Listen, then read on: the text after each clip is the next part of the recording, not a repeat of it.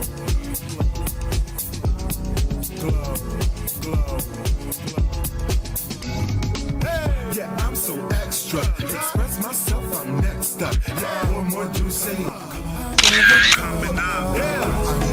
Come on, come up now. Come on, stop me. Come on, you coming up. Good evening, everyone. Oh my goodness gracious, it is Tuesday. It's Tuesday already. And guess what? The House of Peach is live. So I'm going to give everyone a little bit of time to come in, to share the broadcast. We're live on YouTube, we're live on 3 Facebook pages at this moment. House of Peach page, my page. Well, I think my page. I don't know. I need to check that.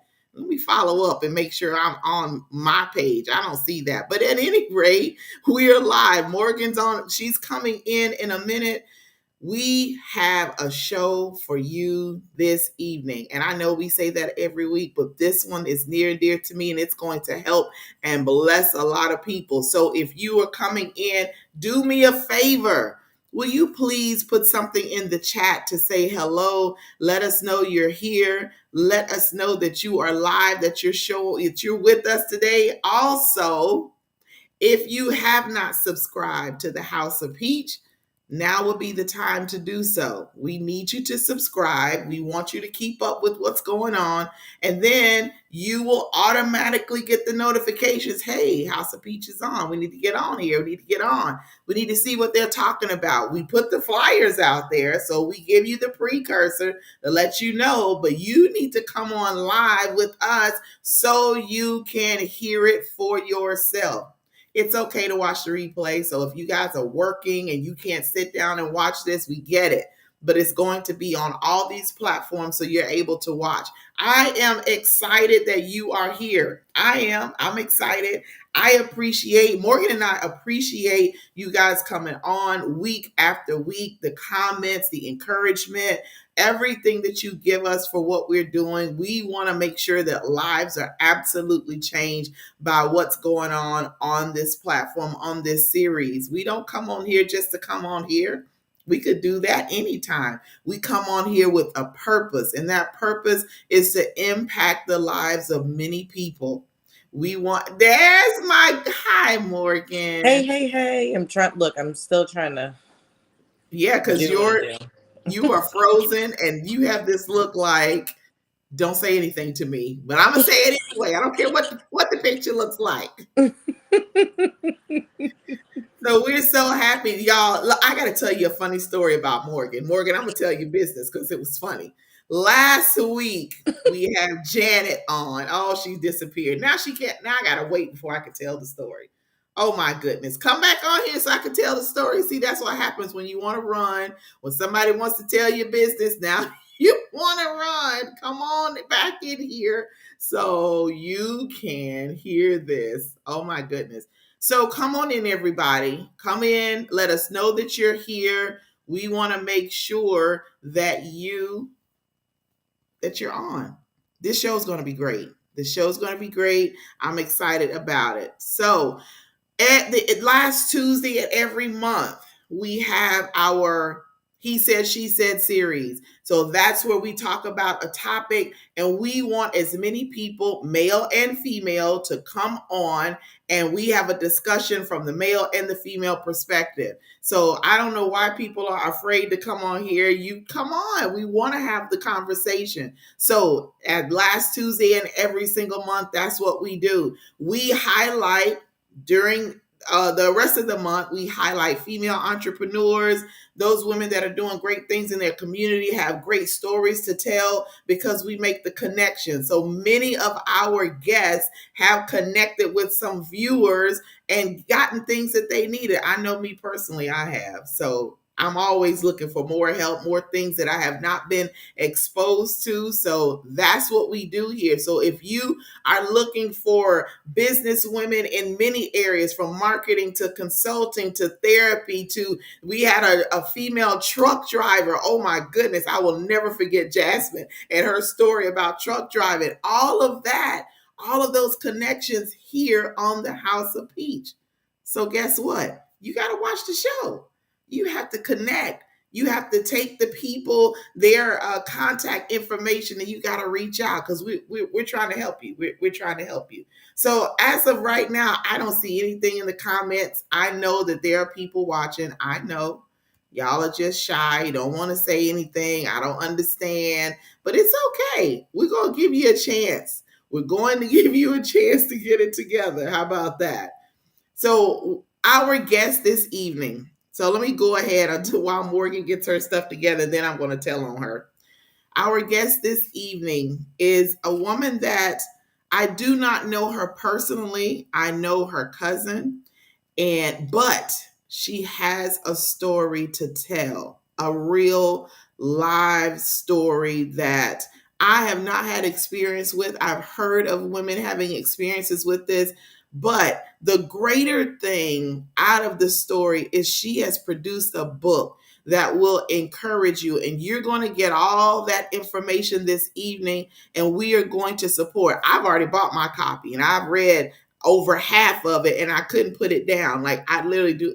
April, you have to work. So if you got to work, you can't do that. Hey, Morgan. But that's what we're going to do this evening. Now, I'm going to tell you business. You know, I'm going to tell you business, right? Oh, you're good. So last Tuesday, we had Janet on. And those of you that saw the show last Tuesday, I did the show with Janet by myself. My host, Morgan, was MIA. So after the show, I called Morgan. I'm like, what happened? She said, what time is it? I said, well, on the East Coast, it's like 8:30. She said, wait a minute. Oh my God. She was in Alabama in Central Standard Time Zone, thinking she had a whole nother 45 minutes before she had to get on. And the show was done. Morgan, I'm gonna need you to. No, it wasn't even. The funny thing is, so that's what it is. That's what it seemed like. So I looked at the time and I saw 7:15, and for some reason your text message popped up at the same time, like, "Hey, where you at?" And I was like, "Hey, I'm actually about to be leaving the hospital anyway, so this kind of like works out just perfectly." I'm about to get in the car, and then that's when you called me, and I was like, "Well, what time is it?" And you were like 8:30 your time, and I was like, "What?" And I was like, it was even worse. It was even worse having to go back home. So I flew into Atlanta because it was a little cheaper than to, fly actually into where I was in Alabama. So it was like, okay, that's fine. I could kind of drive, not a big deal. So I leave from the hospital. I'm like, I've got enough time to be able to, take a shower, throw the rest of my stuff into the bag, get some certain things prepped. And then I'm like, oh, I've got enough time to take a nap because I don't have to be at the airport till like 3:30 in the morning. Flight to leave to like 5:30. I was like, that's ample time. I was shooting for like 3:30, right? Right. Well, as I'm driving, the time changes. Oh, yeah. And I'm like, oh my gosh, now I start to panic because it says that I'm supposed to be getting to the airport at 4:22 and the gates are supposed to open at 4:45. And I'm like, I'm about to go into Atlanta. I don't even know what I'm expecting, but I don't need no trouble. Nobody's nothing when it comes to security, the whole nine yards. So I played beat the GPS, and I don't care what anybody says. I beat that GPS by a good 12 to 15 minutes. Thank God for Southern speed limits and what they were and the time in which it was. So I got there at like 4:12 instead of 4:25. And by the time I got to the gate, it was 4:44. Oh my goodness. Wow. And they had changed my seat like up too. So I was actually kind of happy because they had me all the way in the back of the plane. they put me towards the middle and ended up with the row all to myself. I was like, oh, thank you, Lord. Like you knew exactly what I needed after this weekend. So yeah, it was a lot. There was a lot that was going on. And so I apologize, y'all. Like on you too. I was so upset because I was like, oh man, I absolutely love Janet. When I did the interview with Janet, it was absolutely amazing. It was a lot of fun. So we'll have to play a rewind, and play it back one time. Oh yeah, I told her we would have her back on for one of our he said, she said segments because yeah. So how's today been? Today's been a lot. It's a little different. My oldest is with his dad for a week, so it's an adjustment for us in the house a little bit. And then unfortunately, a good friend in our community passed. So trying to still wrap my head around that because there was plans to see him for my birthday in a couple of weeks. And so it's rough on some folks, and I will definitely keep y'all in prayer about that. I understand how that is. It's difficult, but we're going to have a good time this I know. I'm excited. Like I'm like ready to jump in because of like all that you've told me with this guest here. Yes. I'm always the one that's like super excited. So I'm like ready to jump in on this end. So our guest this evening, Miss Kimberly Davis, is going to come and we're going to have a real just in-depth conversation, and she's very inspiring. Like what her book, like I was telling them that I had started reading her book. I'm over halfway done, and I was still on the clock for work. Like, you need to put this down and get some work done. Instead of sitting here reading, like, no, I want to keep reading, but I need to get this work done. So I can't wait to finish it up and see it. But it is amazing, and she's going to give all the information so we know how to follow her and to order her book and stay abreast of what's going on. So we're going to bring on Miss Kimberly Davis, and we're going to start this conversation. We're going to get it going. Yeah, a good time this evening. So we're ready. Hello. How are you? I'm doing well. How are you guys? Good. So first of all, thank you so much for agreeing to be on. We are excited about having you on in this discussion and you just sharing who you are, your life, what you've been through, because it's real, like really real, really, really real. But thank you so much for coming on, because you definitely you got a story. Like it's gonna bless some people. It really is gonna do that this evening. So there's Morgan. You haven't met her. That's Morgan. And so this is how we want to start it off. Just tell us, who is Kimberly? Give us a little background on you. I know you have children because I read it in the book. Why don't you just give us some background on who you are? Yes. First of all, I want to thank you ladies for even giving me this opportunity to be here. I'm very honored and I'm very grateful.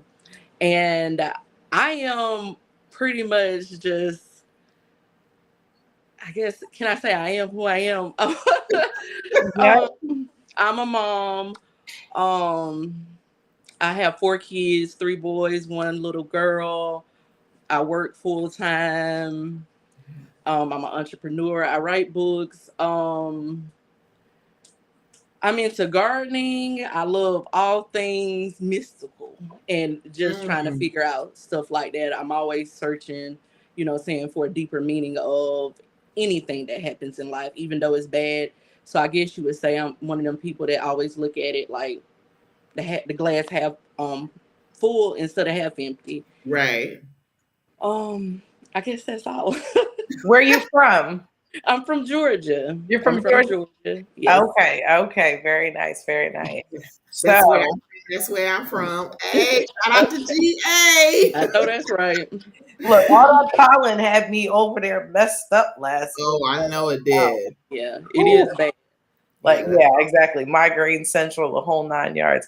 But so I was like, tell me, I love to talk about, the mom and the entrepreneur, side of things. How is it, going from, being in the mom headspace to now being entrepreneur, and especially, writing books? Like, what's that like putting your life on paper for your children to even possibly read and see?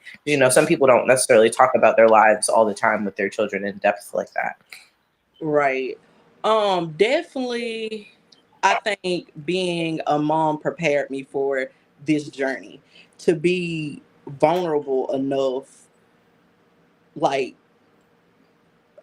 okay, so I think that my kids gave me like the confidence to be like, Mom, you might not think it's okay, but it's all right. Do it anyways. Because that's what children do, right? They be like, they might not really know, but they do it anyways. So from me watching them and just doing that in their life, and being a mom really prepared me for this part of my life, because it's hard to be vulnerable. It's hard to have thoughts inside your head, and you and they really ain't like the norm of how people think. And then you're like, but this really did happen to me. These were my thoughts. Should I share it or shouldn't I share it? Right. So having my kids really prepared me to be just open. Yeah, I know a lot of people have so many thoughts about different things that they don't say because it's what would people think? Yes. Will they think that I'm crazy? Will they try to have me committed? Will they, separate themselves from me and not want to have anything to do with me because they're like, something is not right? But these are your real, genuine thoughts. I had to come to grips with that. The things, because my mind is always going, always like I'm sitting here, but there's like 100 things that's going through my head. But some of the thoughts, I don't share that because I've shared some stuff with people and they were like, yeah, okay.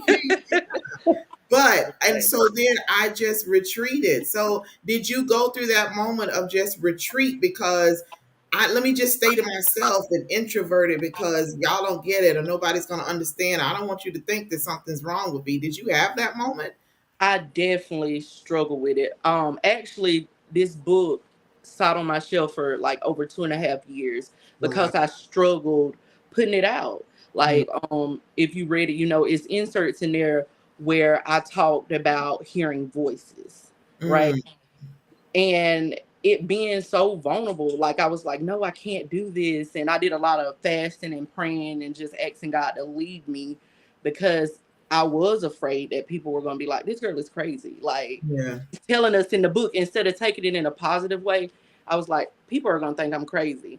But I just prayed and I just trusted, because God, I feel like God told me, because I got more books on my shelf, and they were finished, but God, he just came to me one night. He was like, I need you to give back. So I really felt like this was for him, for me to give back, to show the world like God is present. He works in all types of ways, even when you're low or whatever. So I definitely was ashamed. I was ashamed. I was worried about how people were going to perceive me. Like you said, I thought they were going to think I was crazy, instead of looking for the message that I was putting into what I was writing. And so many people need the message. They need to read it. They need to hear it. They need to see it to encourage them. Folks may not ever say anything, but there's people that are looking for something or someone to give them that they can relate to. Right. And it may not be the exact thing that you went through, but how you were feeling, the lack of wanting to be vulnerable, the how you retreat, all of those thoughts, everything that was going through your mind while you went through this stuff, 2016 up to all of these years that you did. 2016. I mean, I read this event happened in 2016, and then it was 2016 to 2019. Your Look, you don't read some stuff. For those of us who haven't read anything yet, okay, giving away too much. Can you give us the jacket Cliff Notes excerpt of I'm not going to do that. so that so that everybody can run, go get it. And then you can finish your question. Goodness gracious. I'm Go over here like, wait, what happened in the what time? Wait, that's a whole lot of time. Wait, run that back. So Okay, now why don't you just go ahead and tell everybody what happened? Tell it. So in 2016, I was shot in a drive-by shooting. It was me, my sister, and her boyfriend. We were sitting on her back porch, and they shot us.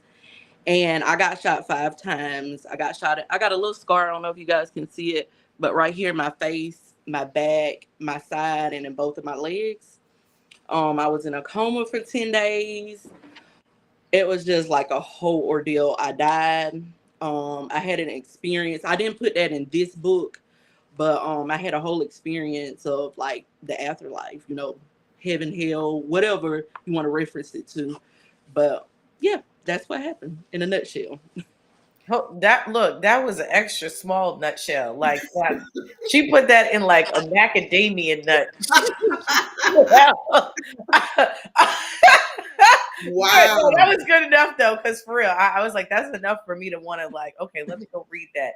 So here's a question for you. Because a lot of people always talk about, recovery, and sometimes you end up being angry. Was it due to your experience dying?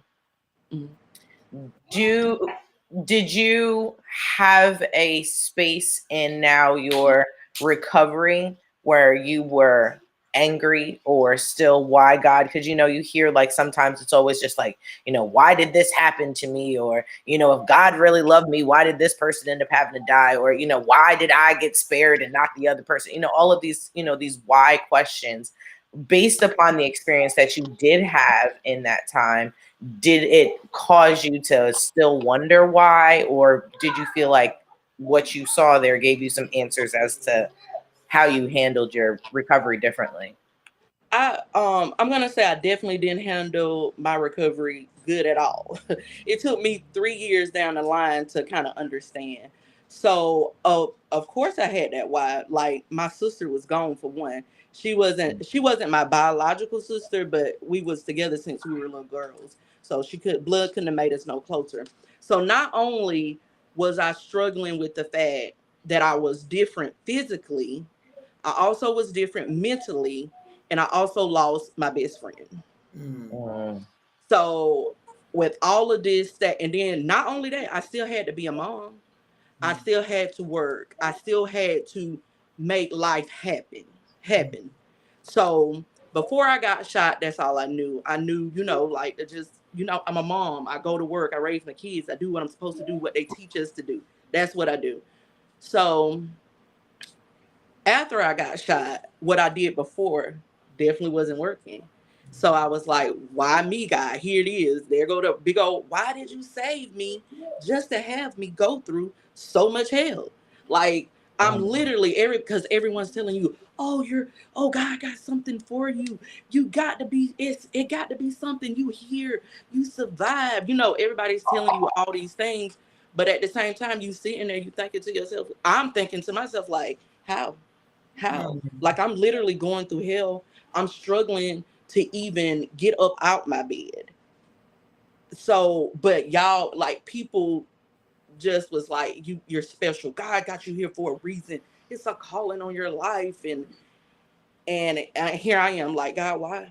Why did you save me? Why did I get shot so many times and survive? And my sister got shot once. She passed away. Oh, Wow. if you got this big old plan for me, God, like what is it? Reveal it to me anytime. Cause right now, like I'm struggling. Like I'm like this close from ending it all. If I was honest, if I could be honest up here, like that's how it was. Because I was dealing with so much grief, not knowing how to process it. Even though I went to therapy, my family was a big support, but it was nothing penetrating me to help me. And I didn't know, like I didn't understand why God left me. So I definitely came to the point of asking God why, like why. And that's, we are those of us that grew up in church, they taught us don't ask God why, don't ask Yes. questions. And then when I became an adult, it's like, no, you need to ask questions. Like Hmm. everybody in the Bible asks questions, Right. So during this time where you had all these people saying, "Oh, God has something for you. There's a calling on. There's a reason." Blah blah blah. Were they actually helping you to navigate through to find that reason? So they were just saying that and moving on, just to be saying something. See, I have a problem with that.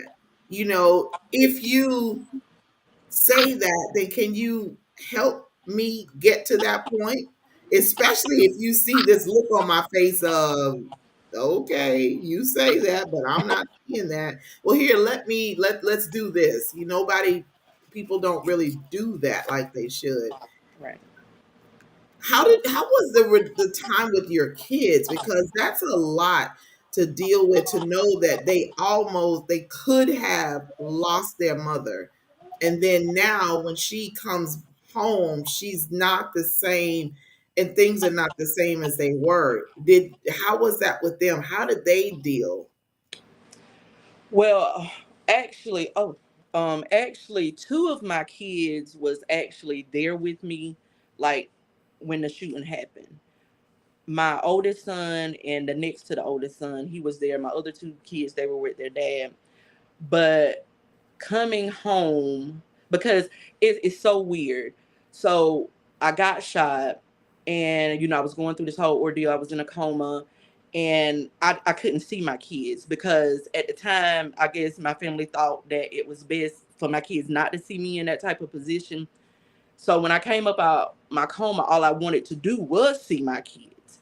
But Mhm. still they didn't want to traumatize them more because of what I had already went through. So I really wasn't able to see my kids. So when I finally did make it home, it was just because when I was in the hospital, that was my motivation for getting home.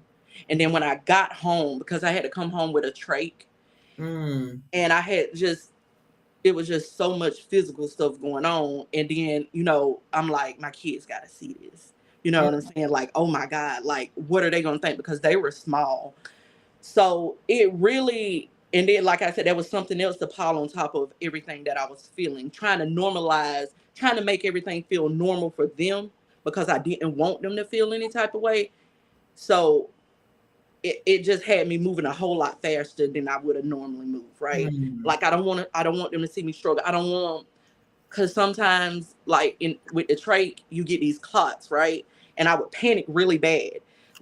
And I would panic really bad. And I know like stuff like that was gonna traumatize them. So I started closing myself off to keep Mm. some of these things away from them. So by me doing that, that still caused like some kind of division between me and my kids. Right. So it started making me feel really isolated, even though I was trying to normalize everything for them, but I was pulling away Yeah. because I was trying to normalize everything for them. Does that make sense? Yeah, yeah. And then too, you were already dealing with it and didn't know how to process everything that had happened.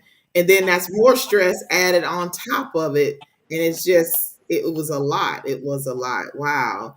I am, I'm like you. I look at everything. So I I look at the number of times that you were shot. There's a significance with the number of five. And I'm not gonna go into all of that because we're not gonna go down that road, but Right. there is significance to every single part. So talk about how you started to come up out of what you were dealing with mentally and the withdrawal from everything. So, not to speak too much on this, but I do have to add this to it. I try not to give it so much power, but I also was in an abusive relationship, Mm, mentally and physically. So, that's something else piled on top of it. right. So I was working at the hospital, and like I said, I was coming home. I worked night shift, and I was coming home one morning, and I was tired. I just remember pulling my car over on the side of the road, and I just started screaming. Like I was screaming at God. I was mad. I was pissed. I was tired. I wanted a way out because Mm, I couldn't take it anymore. This was 2019, and I was like, I just want a way out. Like, God, you either gonna help me right now, this day, or I'm gonna end it all. and I'm just gonna be done with it. Like I need answers, and like I was crying and I was yelling, I was fussing with God, I was talking just like if people passing by, I'm sure they thought I was crazy because I was out there just really, you know what I'm saying? I was just tired. Like I felt like I had nowhere to go at this point. I was already at the bottom. I couldn't even figure out how to get up out of it.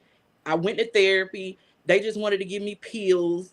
I'm just like my family. I knew they were trying to help me, but it just wasn't like it wasn't helping. Like because I felt like I played it too well. Like I made it seem like everything was all good, but I was breaking on the inside. I was tore up. I was just a mess. But I smiled. I kept moving. So everybody, if you look like you're doing good, ain't nobody gonna stop to say, "Are you really okay?" Nobody's gonna do that.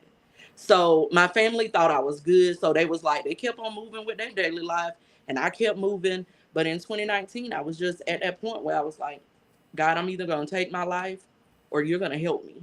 And in that moment, He told me, and I didn't know what it meant then, but I felt a peace come over me.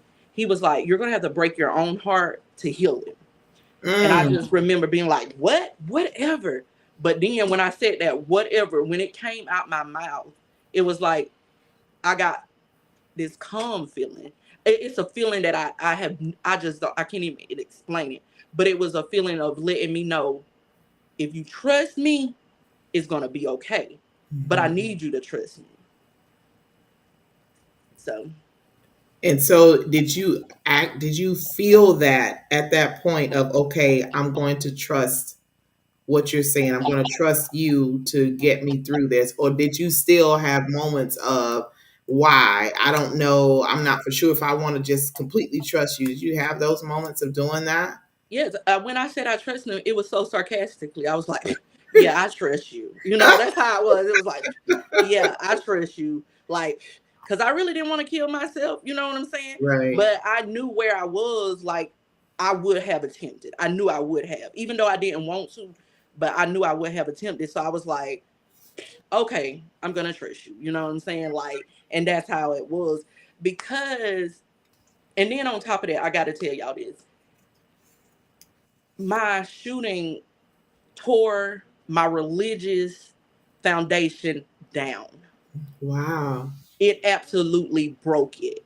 Like, I came up out of that like, oh my God, they lied to me. They've been lying to us. You know what I'm saying? Like, what?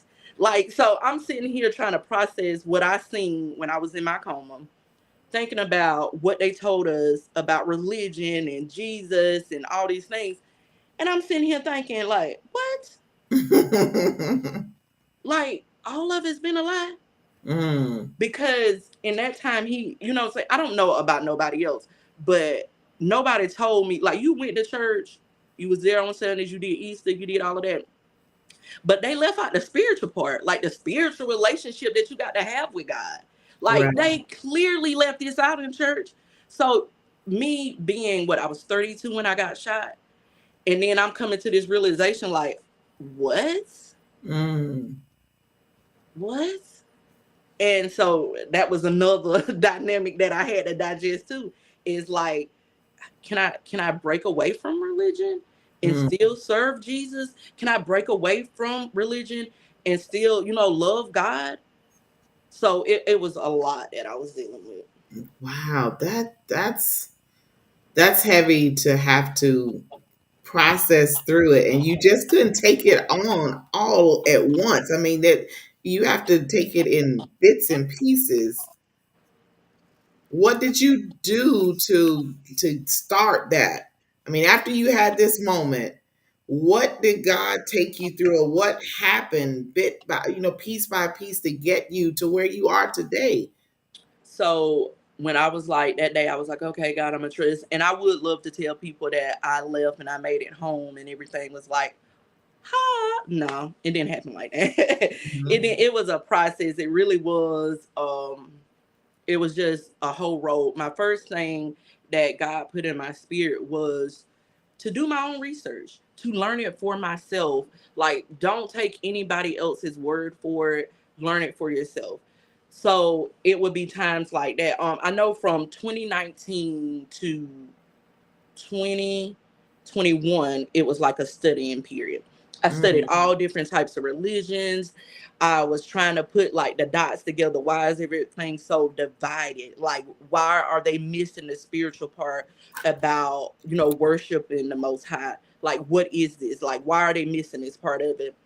And I ran into, I was on YouTube. I ran into something. It was talking about the Christ consciousness. And that's when I realized, I was like, oh, so, okay. So I kind of went down that rabbit hole, and I just really studied different religions. I read a whole lot of books. I kept what resonated with me. I tried to be led by the Holy Spirit to know when something was good for me to have, like it was meat for my soul. And I let go of everything that wasn't. So it was a lot of studying, and really a lot of just walking out there on faith. Like, just, okay, God, like you say you're gonna help me. You brought me this far. So I'm just you, and I'm gonna go. And I in all hopes, if I'm doing something that is against you, you will convict my heart so I can go away from it. Right. Right. Did you feel peace as you went through that process of reading and learning? No, I felt crazy. I still felt crazy for a long time, because at this point, I started learning about discernment, right? If you read like when you read the book, like it was voices. So I had to learn like who was speaking to me and who wasn't speaking to me, when it was good or when it was bad. So I had to learn that discernment of what I can take in, like what is really for me and what is working against me, just to, put me on some negative or alternate path that I'm not supposed to be on. Yeah. I think that's what a lot of people, they just read and read and take everything in and not understand. Not everything is for everybody. Right. There's things that will, when you read it, it resonates with your spirit. It makes you feel a certain way that's like, yeah, I need to hold on to this information. And then there's stuff like, oh no, not this. And Right. don't do that. And you need to, otherwise you're bringing stuff in and you'll start meditating and thinking on that stuff. And the next thing you know, you out here Yes. doing some stuff because you have taken in information that wasn't for you to take in. Exactly. I totally agree. How did this studying period help you deal with the grief of losing, your friend? Um, it taught me how, like, if I really believed in like spirit, like I believe in, if I really believe what I seen in my coma, it helped me understand, like, when I leave this flesh, like it's just like this flesh is just me dwelling here now. But once my soul leaves this, I go to another space. So it helped me understand, like, she's not here with me physically, but I know she is somewhere. And one day I will get to see her again. And it just brought a peace in my soul, because like at the time I just thought all was lost. I was like, I've never been a person that dealt with death really good, because I'm one of them type. I was a type of person that I didn't address my feelings. I just ran over them, or I just pushed them to the side and be like, okay, I'll feel that later, but I don't want to feel it right now. So it helped me to face things head on versus putting it to the side. I miss her. My heart is breaking. I don't know what I'm going to do without her. All those feelings that made me feel weak and vulnerable, that I didn't want to feel, it was like, embrace this. Be okay with letting her go. Be okay with letting her rest, because you can clearly see holding on to her as much as you're holding on to her is hurting you. It taught me to not self-harm and not like cut, but self-harm. You like, it taught me how to not like do those type of things to myself. Absolutely. I was like, that puts more meaning to where, in the Bible it says, let the dead bury the dead. It's not that we're not to, celebrate or, remember life, but at the same time, you're right, that grief can most definitely consume you and then even change the trajectory of, what's going on. A lot of people also don't talk about grief when it comes to children. And we were, you kind of touched on how, your own feelings and how you were dealing with, your own progress, what had happened to you physically, and then having to come home and deal with your children. But how did you, I was like, that was coupled, you, like you said, there's a lot that was going on and you were juggling a lot of emotions at that time. The recovery end of that, once you realize that you found yourself, actually pulling back, in your attempt to protect your children and to normalize, this new norm while you're trying to figure out exactly what that looks like. How did you recover on the back end of things? So when I realized that I was going to go on my spiritual journey, I actually sat my kids down. And I'm really open with my kids. I sat them down and I was like, look, Mommy's going to go on this journey. And I was like, if y'all are willing to go through it with me, when I come up out of it, I'm going to be the best version of myself that I can be for you, because Mommy knows right now she's not the best for you guys. You know what I'm saying? Like, this is the conversation that I had with my kids. And I was like, I know I'm not the best for y'all, right? It's going to make me cry. But so I just sat them down and I was real honest with them, because they already knew. They already knew that I wasn't well, like, because they were here. My little people were here with me. When they were the ones, when I couldn't get up out my bed, they were like, come on, Mommy, it's okay, get up. They were the ones when my mom was gone and it was just us here, like they were here. So I just felt like I owed it to them to, be honest with them. And I sat them down and I just told them, I was like, look, I'm going to go on this journey. If y'all are willing to go through it with me, and when Mama come out of it, I'm gonna be the best version of me that I can be. And they were like, okay, Mom, they're little kids. They were like, okay, we can do it, we can do it. So they were there, and that's how I did that part of it. Just, and making sure, like, I talked with them, like, when I was going through what I was going through. Like, if I tried something different, I used to meditate a lot.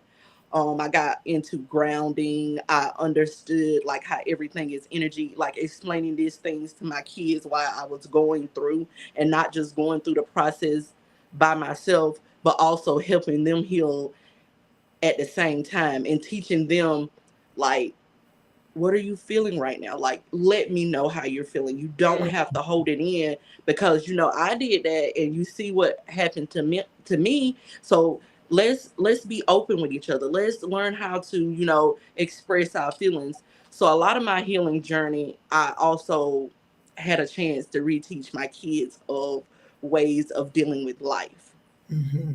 Wow. How old were they when you had this conversation with them? So my oldest was 12, Mm. at 12 or 13, give or take a little bit, but he was probably 12 or 13. So 5 years under that, what, 8, 7, and 6. Wow. So they were little kids. Yeah. So your cousin is on my page and she's commenting and she's saying, don't cry, cuz I love you. I love you And too. I'm up here like, oh my God. Oh, So I was like, that was a great answer in the sense of it also answered the why. Sometimes things happen to us, sometimes, trauma occurs so that we can recourse correct. You know what I mean? You personally were, going through some things as far as the relationship was concerned, which, we know also directly affects these kids. And sometimes, it takes the most drastic things or, life altering things to get us to be able to change things.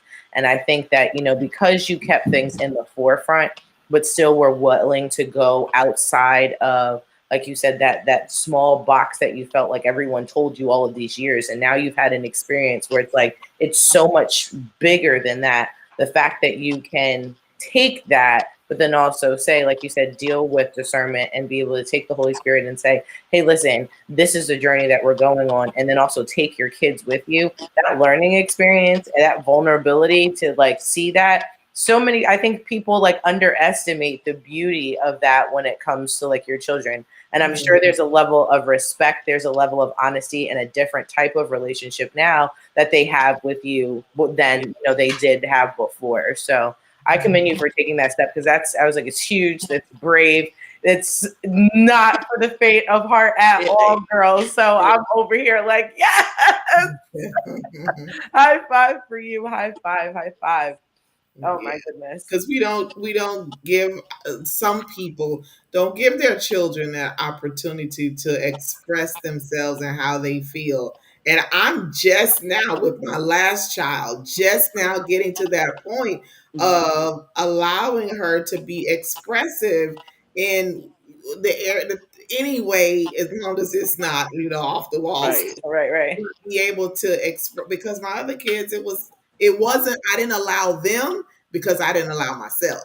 Right. So I put that on them, and now I'm a totally different person. I'm expressive. So she she came in, even with clothes. She came in. We were going out of town this weekend, and she comes in with this outfit on, and I just look at it, and I was like, "Oh, okay." And I just looked away, like, "Oh, yeah, that's what you're wearing." Oh, okay.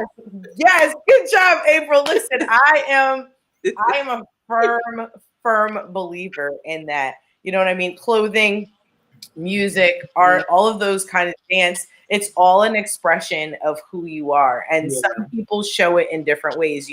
I express who I am through my food. You know what I mean? I have another kid who expresses it through dance. I have another one who does it, through singing. So I was like, you have to be able to give it that. And sometimes, yeah, it might look crazy, but here's the thing, but to whose standard? Right. Yeah. We've gotten to a place now where like, wear white when? I'm gonna wear white when I feel like it, even if it's in the middle of September. Why? Because I like this outfit. It is bomb. Like, don't you like this too? Like, you know what I mean? Once we get to the place of just being able to be us, Yeah.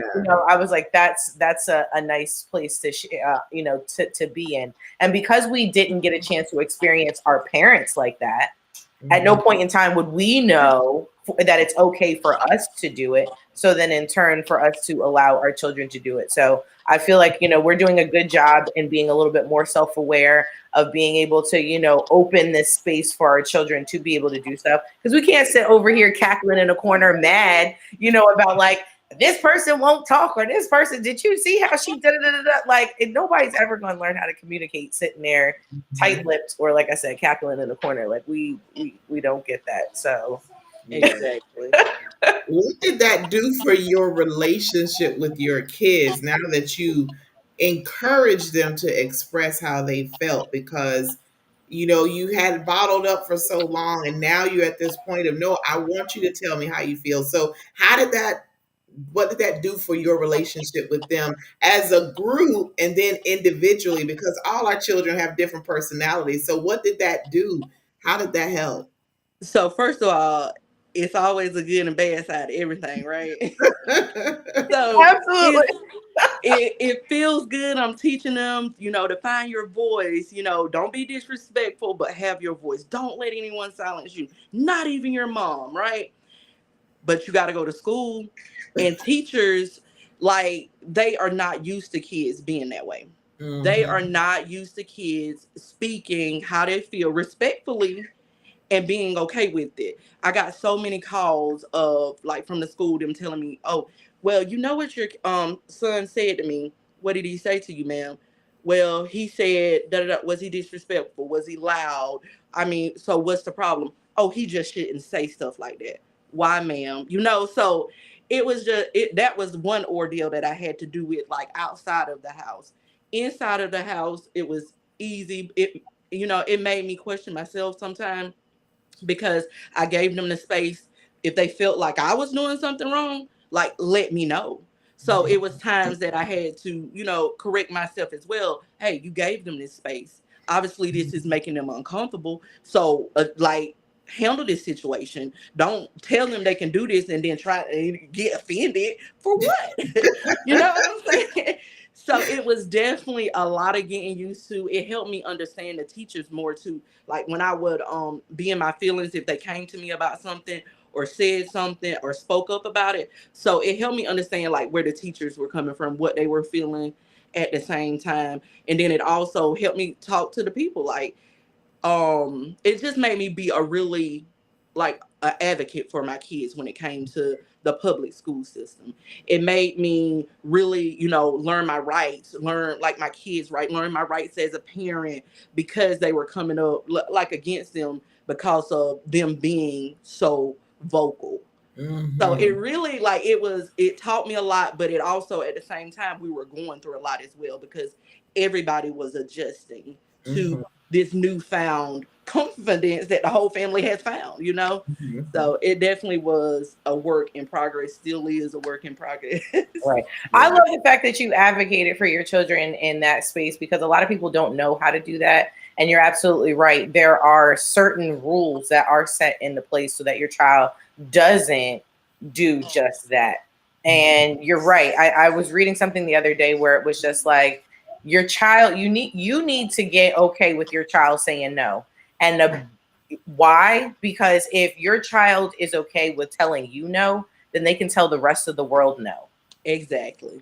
And if you can't respect and accept that no, so as much as you want to, get in your place, I like to say parenting, like ego has to die in parenting, just like it has to die, honestly, in any relationship, really. Because kids are definitely going to show you yourself as well. It's a mirroring thing. And just so I like the fact that you asked the questions in the sense of like, was my child, did they have a tone? Were they being disrespectful? You asked exactly what was being said because then in that sense, you were like, okay, listen, I can definitely back my child up if they were not in the wrong. If they were in this, well, then, yeah, let me get your ear because that's not how I taught you to speak to someone. It wasn't what you said. It was how you spoke to that person. And that's the place that, we've got to have that level of respect. But then at the same time, as adults, y'all can't just be talking to these kids any old type of way either. Like, if you want respect from a child, you actually have to give respect. And it can't just be over here, oh, well, because I'm an adult, you just automatically demand it. No, just the same as you wouldn't just walk up to me as an adult and demand me to respect you. It's the same thing, as children. So I was like, that's hard, especially in that public school or, that the traditional school setting and trying to teach your child how to navigate these very necessary core principles outside because everywhere outside is not it. And you don't want them to crumble. Right. Or to end up just, okay, well, now I'm going to clam up. Like I can say what I want to at home, but because I know how it ends up being once I get out here, then I'm going to just be quiet. Like, no, still be assertive, still say what you need to say. But also know if you have to back down in certain situations, then hush your mouth and mom will come to the rescue. Right. I get it. Already set. So. So tell us about the book. Tell everyone, tell us the name of the book, how they can purchase the book, when you're going to drop the rest of the books. I'm going to throw that out there. Yeah, exactly. Because I need like collecting dust. So the book, it is called Confessions of a Southern Girl. It's subtitled Don't Always Judge a Book by Its Cover. You can find it on Amazon. If you're local to my area, I have copies on hand that I have signed with a little message in there for you guys. You can email me at Kimberly Davis Kimberly S. Davis, iCloud, and I can mail you a copy out also. So. Yep. All right. Well, I think I got the Kindle book, but I want a physical one because I want your signature. So I'm going to have to order a physical one so I can have that autograph in there. I feel left out. So let me get on here later on and order that so you can send that to me. So how many other books do you have waiting to get published? So I have 4 finished books that I finished way before these because during my healing process, it was put in my spirit, go back to what you loved to do when you were a child. and that was writing. So that's how I picked up writing again. So as I was healing, I was writing. Oh God, I started journaling like nothing else because I had so much going on. I didn't know how to get it out. I wasn't to the point where I could process it just yet. So I wrote everything down. I started putting it in stories to make it make sense in my head. Because even though I was reading it, I was like, it still wasn't making sense. So I started making up stories. And during this process, I wrote 4 whole books. But their fiction is nothing like the one that I put out now. Like I said, I hadn't been able to write for a while, and I was just sitting on my bed one night, just watching TV, and God just put in my spirit. He was like, "Give back," and I was like, "What?" I was like, "What?" Give back. And he was like, "Before you publish anything, I need you to give back. I need you to be vulnerable." And I was like, "What?" You're like, "What? Vulnerable? God, what you want me to put in here for real?" Oh my. So I feel you. I have a friend from Ohio. Nia said she absolutely loves this. She said it gives her so much courage.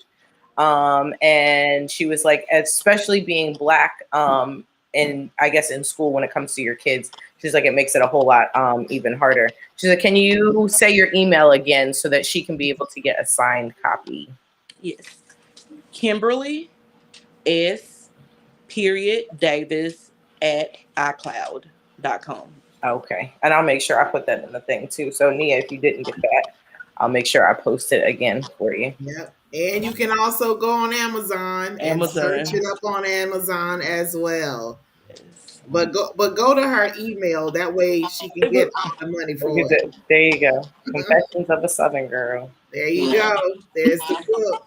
Well, we want you to hurry up and drop those other books and stop leaving them on the shelf to collect more dust. Because Exactly. Look, because I need that Afterlife book like next month. Okay. Please and thank you. Right. Yeah. So the coma that you were in, was that medically induced or because of your injuries you slipped into the coma? Did they put you in that?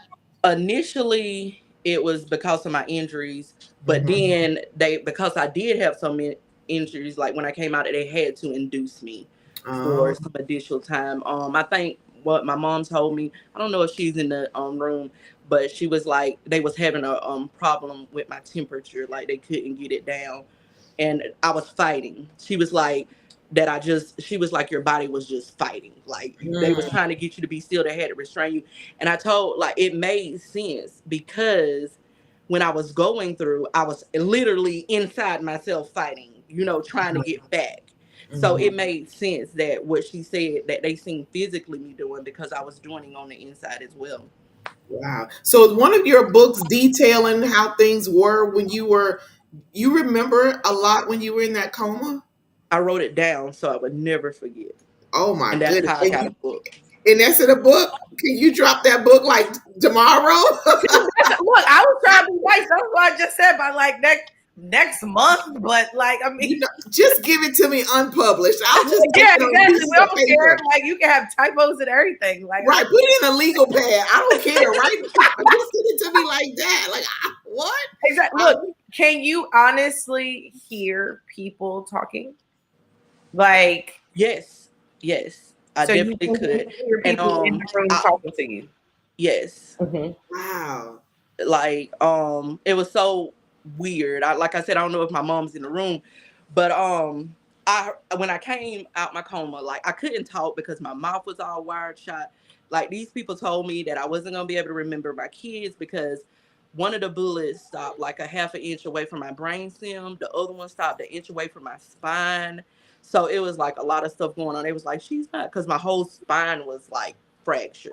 I remember, like, when they told me I couldn't walk, I was like, I'm gonna walk. I'm gonna walk. I can't talk. Everybody's talking around me. And I'm like, I remember, I know who my kids are. The doctor started telling my mom this stuff, like, I feel so bad for her. She's not gonna know her children. And here I am laying in this bed, can't move, and I'm sitting there thinking, like, I remember all 4 of my kids. Like, And I'm trying to signal to my mom because one thing that was funny to me, y'all, I just got to share this with y'all. If y'all ever watched a movie where somebody was in a coma, when they came out that coma, like they had all their motor skills and they was ready to go, right? I came up out of coma, I couldn't move my arms. And that was just 10 days. You know what I'm saying? Like it was just like it was so because I wanted to write it down because I couldn't talk. And I remember them handing a pen to me. My arm was like it was just everywhere. So, but that was funny to me. I know y'all looking like, how is that funny? But but it was funny because I remember watching on TV when people came out of coma, they was just like, boop. But Yeah, that ain't how it was. It was right. really rough. So, but it was definitely a process. I remember, actually getting up out the bed and sitting up and falling over. I remember taking that first step. I remember taking that oxygen off and actually walking down the hallway without the oxygen. I remember just so much in that time. I remember getting used to a colostomy bag because that hurt me a lot. I had to get used to not having my real teeth because I love to smile, if y'all can't tell by now. So it was just like a whole lot of adjusting that I had to do. Yeah. Wow.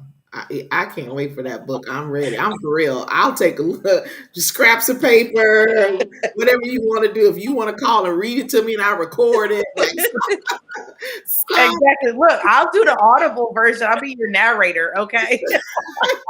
that's amazing.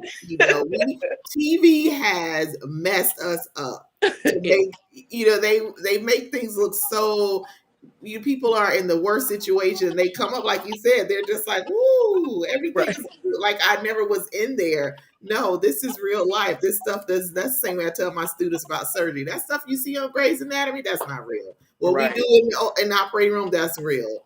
So you had a course to go through physical therapy in order to learn how to do everything again because number one, your mouth was wired shut, and I've done those surgeries, so I know how bad that is on people because you have to just all liquid, so you just drop weight like no other.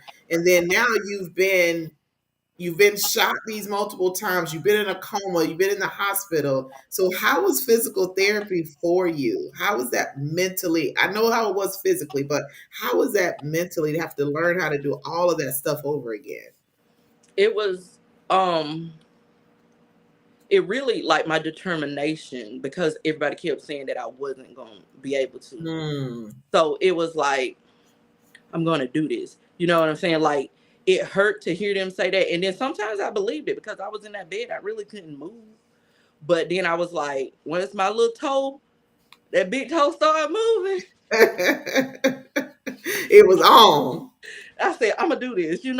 So Mhm. that part was like me, the walking and stuff, I did get discouraged a lot. Like I said, when I sat up for the first time and they let me go, I fell over.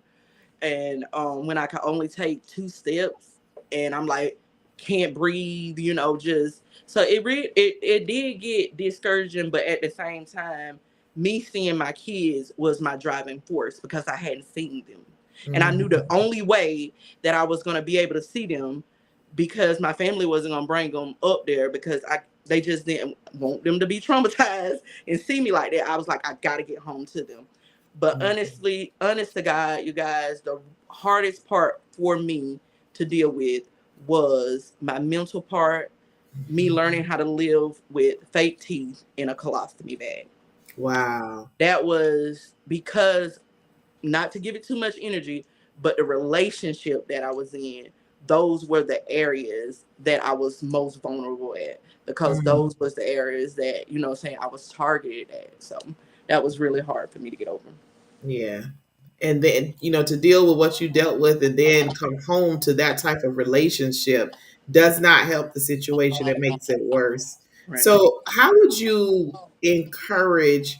It's so many things, so many nuggets in this, but I'm going to take this part. How would you encourage people to find their voice and to speak out? Because you didn't do that, you held it all in, but how would you encourage them to get past that to be vulnerable enough to share how you feel, to get that out so you can start the healing process?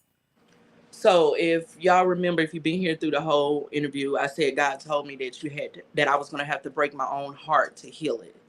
So my advice to the people that are watching this live is get that relationship with yourself. Be Mm, so vulnerable with yourself. All those ugly things only you know that you done kept away from the world. Tell yourself the truth. mm, Be so vulnerable with you that if you had to be vulnerable in the world, it would be easy because you already did it for yourself. And that is where I had to start. Like I had to acceptance.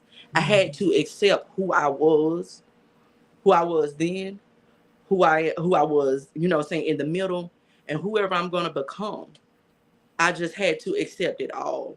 Because if you grew up, like you done been a villain to somebody, but you got to accept these things. You always got to be truthful to yourself. No matter, like, the worst thing I tell people, and I preach this to my children, the worst thing you can ever do is lie to yourself. mm. Sit with yourself in silence. I know you hear people be like, I'm in my quiet girl era. Go in there, for real, go in there. And see how it is with her, for real, for real. Go on in there and see how it is. Like, instead of talking about it, really be about it, because it does get lonely. It does hurt.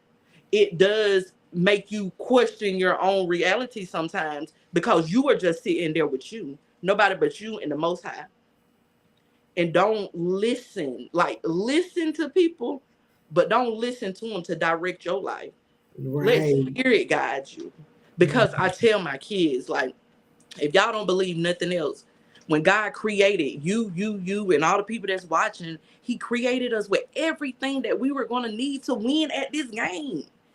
He Mhm. created us with that. So why would we go outside of ourselves? And I know it feels good to have other people's validation, but be okay with your own. Be okay with your own. Sit with yourself. Don't lie to yourself, and go to them ugly places within yourself so Yeah. you can heal yourself. Oh yeah, that's good. I did that, and it was it was a it was a space to be in. Yeah, that's definitely a mic drop. Yeah, that's sitting with yourself and being vulnerable, being honest with yourself. Ooh, that's real. Like I was sitting around looking like, is anybody hearing me say this? But I mean, yeah, that's real. That's good. That is good right there. Be honest with yourself. Because after a while, all that lying is going to catch up with you. And then people Yes, are going to see you for you. And that's when it's going to be really bad because you didn't sit with yourself. Y'all hear that? Said, sit with yourself. Be real with you. Be honest with you. It's for your healing. I am just, oh wow, just I am so happy that you came on here. I am, to tell your story. You have encouraged me in many ways as a woman, as a mother, and what I go through is nothing compared to what you've dealt with and overcome. So to see you now, I didn't know you then and what you were going through, but to see you now and where you are, like anybody should be encouraged to know no matter what you are facing, no matter what you go through, no matter how horrible it is, you can get on the other side of it. And the fact that your children were your driving force and you wanted to get better for them and to be there for them and to be the mother for them, and then now it changed like your whole dynamic of your family. it did. It It, changed everything it and did. opened them up to the new mommies, like, whoa, we get to say what this, we can share how we feel with that. Whereas we, like, one Elite said, she grew up where children were seen and not heard. Exactly. So you just sit there and be quiet and you go over there, don't say anything. And so a lot of people, their voice, they don't have a voice because they were raised that way. So, oh my goodness. Wow, you done had me crying. I'm up here like wiping my eye. I'm just a crybaby anyway. He's like, oh my God. So hurry up and drop the other book. I can go ahead and do that. I'm gonna keep saying that. I'm gonna send you a message. I need you to got those books published. Got those books published. Yeah. Oh goodness. What else would you like to share with the people today? I think we did everything. Like I really do want to thank you, ladies. Like I would like do the thing that scares you the most. Me writing my book really scared me, you guys. Me being vulnerable with you guys, like with the world, really scared me. But it also brought me liberation. Like it made me feel good too. Um, just like just know, like I'm smiling and everything. It wasn't always like this, but like you said, if you just keep going, and you ain't got to take big old steps, little bitty steps. If you just willing to see it through that minute, that second, that hour, just keep going. I promise it will get better. Yeah. Get better. So what's coming on here is part of or added part to healing. Yes. Yeah. Yes. That's good. Because I have talked about my shooting before, but I was willing to be vulnerable with you guys. I was willing to answer those questions because but they didn't come up. You know, a lot of people usually ask me, like, what did you see? You know, and I would shut it down. But I'm getting more and more comfortable with, like, really sharing the details of that experience. Yeah. Yeah, well, I wanted to ask some questions, but I'm like, nah, I'm not going to ask and get all in the business like that because that's real. That's a serious thing, and stuff happens so fast, Right. and then in an instant you are here and you just y'all enjoying yourself, and then the next minute the world is turned upside down, and you've lost your best friend, and you are fighting for your life. The young man the man that was with you. Was he also hit as well? Yeah. Everybody. I was the only survivor. It was 3 of us, and I was the only survivor. Oh wow, wow. So That's yeah, I got shot the most, and it was just a lot. Like it was a lot of questions there, you know. So yeah. But you survived, and yeah. you're doing great. And so, what's the next thing for Kimberly? What's the next thing for you besides getting those books done? I think that what I want to be in a space where I can help, like, people. I want to create a space to really invite people to be themselves, because I feel like everybody puts up, that face. I just want to create a space where people feel comfortable being who they are. Whether if you want to wear one ponytail up, one ponytail down, I just want to create a space where people are okay with being who they are. That's good. That's good. Well, I'm sure you'll come up with the best way that you want to do that. And it will definitely impact a lot of people. So, how can they find you on social media? Let people know how they can follow you. Um, on Facebook is Kimberly Davis. On Instagram it's Abundance Davis, aka I go by Kimberly in Abundance. On TikTok it's Abundance as well. Snapchat is Abundance. All right. So you have all her social media handles. Morgan, what do you have, ma'am? I was just gonna say, Kimberly, in this next phase of sharing your story, especially having to be more verbal and or vocal with it, share what you're comfortable with. And for the questions that, like you said, you tend to either shut down or tend to shy away from, give the answers that coincides with the message at the end of the day that you're trying to be able to give.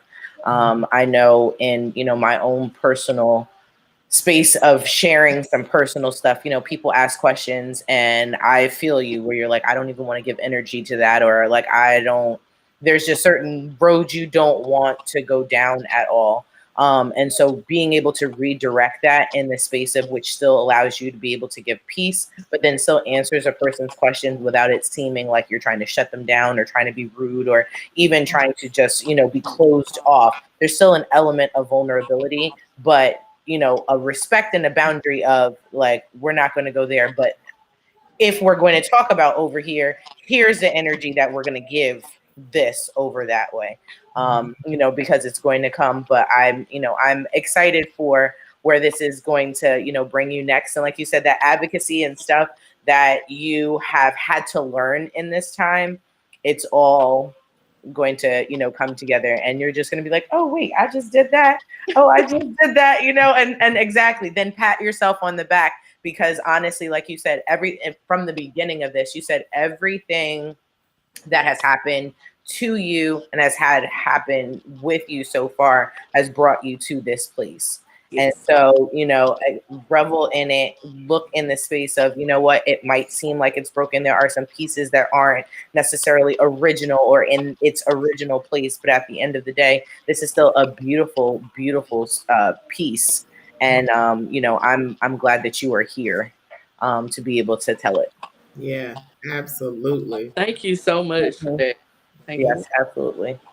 Well, we have come to the end of another. I told y'all from the beginning this show was going to be amazing. Y'all didn't believe me, but I told you.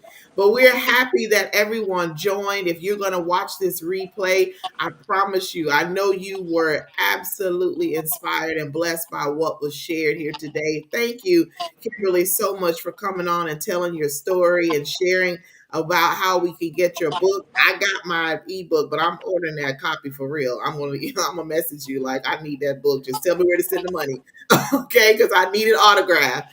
But until next time, thank you all for coming on. We'll be back here next Tuesday at the same time on all these same platforms with another great show. It was a pleasure having everyone join us. We were blessed. We were inspired. I cried a little bit, got the tears out the sister, it don't take much. But thank you and blessings to you and everything, you and your family and everything that you do.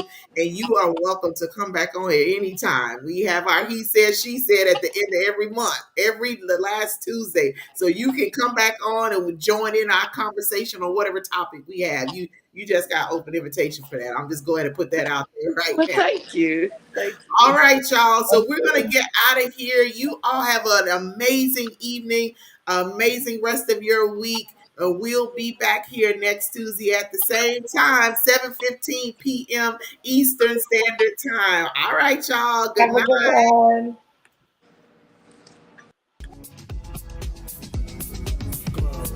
Glow,